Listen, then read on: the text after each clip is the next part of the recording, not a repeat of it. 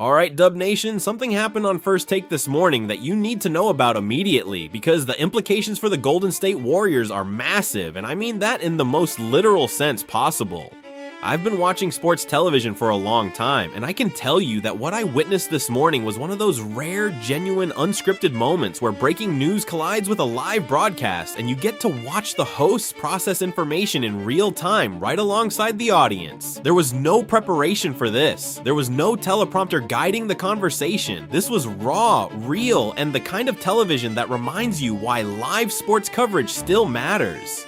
Let me set the scene because the context is important. Stephen A. and Shannon were deep into a segment about Western Conference teams and their off-season priorities. They had been going through different rosters, talking about which teams need to make moves to stay competitive, and when the conversation turned to the Golden State Warriors, both hosts had a lot to say. Shannon was making the case that the Warriors' biggest issue is the front court. He was talking about how the team has been searching for the right big man for years, how they need someone who can protect the rim, switch on the perimeter, and be a legitimate offensive threat in the paint. He referenced the Chris Porzingis situation, how the fit has been questionable, how the two-man game with Curry hasn't clicked the way they hoped, and how the Warriors need a big who complements Curry's game rather than competing with it for space and rhythm. Hey, what's up everyone? Real quick before we get into everything, that like button is literally what determines if this reaches hundreds or thousands of fans. Takes 1 second but makes a huge impact on the channel's growth. Just smash that like button right now. It's the easiest thing you can do, but honestly the biggest way to support this content. Every single like pushes this further, so hit it now. Stephen A. was in partial agreement, but was arguing that the Warriors' bigger priority should be finding Curry's eventual successor, that the clock is ticking on the dynasty, and that Golden State needs to think about the future as much as the present. It was a nuanced, interesting debate, the kind of conversation that makes First Take worth watching when it's at its best. And then Stephen A.'s phone buzzed. It was sitting right there on the desk. The screen lit up, and Stephen A. His eyes dropped to it instantly, not a casual glance, the kind of urgent snap of attention that you give your phone when you're expecting something important. He held up his hand towards Shannon, the universal hold-on gesture, and picked up the phone. He read the message, and as he read it, his expression changed. The debate energy drained from his face and was replaced by something more focused, more serious. Shannon caught it immediately. He shifted in his chair and said, "What? What is it?" There was genuine concern in his voice, like he wasn't sure if it was good news or bad news, but he knew it was something significant. Stephen A. looked up and said, "I just got a text from Schefter." The studio went quiet. Molly stopped what she was doing. The cameras seemed to tighten slightly on Stephen A.'s face. And he started reading from the text, carefully, selectively, sharing what he could, while clearly holding back certain details. The headline, according to sources within the Golden State Warriors organization, the team is finalizing terms to acquire Bam Adebayo from the Miami Heat. Dub Nation, I nearly fell out of my chair. Bam Adebayo to the Golden State Warriors. Bam Adebayo playing alongside Stephen Curry. The most versatile defensive big in the NBA joining forces with the greatest shooter in NBA history. The implications of that sentence alone are enough to make your head spin, and the more I thought about it over the next few hours, the more excited I became about what this could mean for the Warriors. Let me walk you through the rest of the segment because it was incredible. Shannon immediately pivoted from debate mode to analysis mode.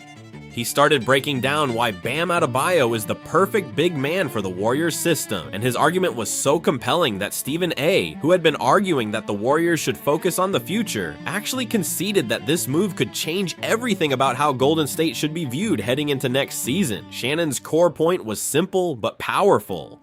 He said that for over a decade, the Warriors' greatest strength has been their system, their motion offense, their constant cutting and screening and ball movement, and the best version of that system has always featured a big man who can do more than just catch lobs and set screens. The best version features a big who can pass, who can operate as a playmaker in the high post, who can make reads and find cutters, who understands how to play within the flow of the offense rather than demanding the ball in isolation situations. And he said that Bam Adebayo is the most Draymond Green-like player in the NBA, except with significantly more offensive firepower. That comparison hit me like a truck because it's absolutely accurate. Think about what made Draymond Green so valuable to the Warriors during the Dynasty years. It wasn't his scoring, it was his passing, his defensive versatility, his ability to be the connective tissue of the offense. The player who made everything work by making the right play every single time. Bam Adebayo does all of that, but he does it while also being a legitimate 20-point scorer. He does it while also being one of the best finishing big men in the league. He does it while also carrying the offensive load in ways that Draymond never could. Imagine the pick and roll between Curry and Adebayo. This is where the basketball nerd in me gets absolutely giddy. Curry comes off a screen set by Adebayo. The defense has to make a choice. If they go over the screen to chase Curry, Adebayo rolls to the rim and he's one of the best roll men in the NBA, finishing at an elite rate around the basket. If they switch, now you have a smaller player trying to guard Adebayo in the post, and he will eat that matchup alive every single time. If they drop the coverage, Curry has a wide open look from 3, and we all know what happens when Stephen Curry gets wide open threes. If they trap, Adebayo is an elite passer out of the short roll who can find the open man with pinpoint accuracy. Every single defensive option leads to a good outcome for the Warriors. That's the hallmark of an unstoppable offensive partnership, and when you consider that this would be happening within the Warriors' motion offense, with all the cutting and screening and off-ball movement that Golden State has perfected over the past decade, the offensive possibilities are genuinely limitless. But let me talk about the handoff game, because this is where it gets really interesting. One of the issues with Chris Porzingis in Golden State has been the handoff chemistry with Curry. Porzingis hasn't been comfortable setting screens and making contact. He slips out too early. The timing has been off. It's been a problem. Now replace Porzingis with Bam Adebayo in that handoff game. Adebayo is one of the best screen setters in the NBA. He's physical, he's willing to make contact, and after the handoff, he can either slip to the rim or pop to the mid-range, and he's effective in both scenarios. The handoff game between Curry and Adebayo would be a nightmare for opposing defenses, reminiscent of the best Curry-Draymond actions from the championship years, but with a significantly more dangerous offensive player setting those screens. Molly jumped in during the segment with salary cap numbers, showing how the Warriors could potentially structure a deal. Adebayo's contract is substantial, there's no getting around that. But the Warriors have shown a willingness to spend when they believe a player can help them compete for championships. And the financial mechanics, while complex, are not impossible. It would likely require moving some pieces, potentially including Porzingis as matching salary, along with draft picks and possibly young players. The specifics would need to be worked out, but the framework exists for a deal to get done. Now let me talk about the defensive side, because this might actually be more important than the offensive fit. The Warriors have struggled defensively in the paint for the past couple of seasons. They've lacked a true rim protector, a player who can deter drives and contest shots at the basket. Bam Adebayo immediately fixes that problem. He's one of the best defensive players in the entire NBA.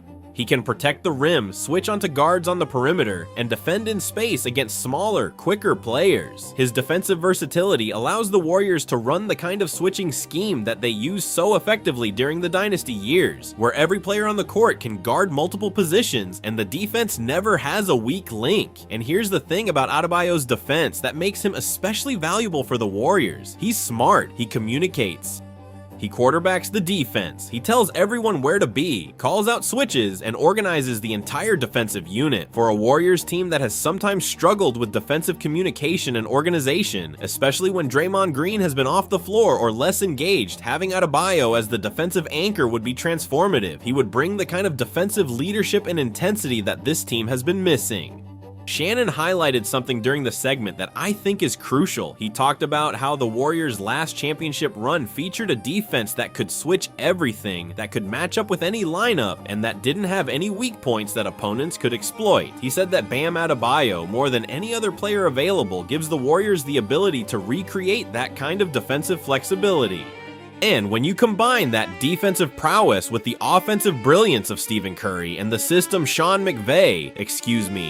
Kerr has built, you're looking at a team that can compete for a championship. I want to talk about the Curry timeline here because it's the elephant in the room. Stephen Curry is in the later stages of his career. His window for winning another championship is closing, not because he's declined significantly, because he clearly hasn't, but because Father Time is undefeated, and at some point the body isn't going to cooperate the way the mind wants it to. The Warriors owe it to Curry and to themselves to maximize whatever time he has left playing at this level, and acquiring Bam Adebayo would be the strongest possible signal that the Warriors are committed to doing exactly that. But here's what's beautiful about this move. It's not just a win now play. Bam Adebayo is 28 years old. He has years of elite basketball ahead of him, so while he helps the Warriors compete immediately with Curry, he also provides a bridge to the future. When Curry eventually transitions to a reduced role or retires, Adebayo would still be in his prime, giving the Warriors a franchise caliber player to build around as they transition into the next era.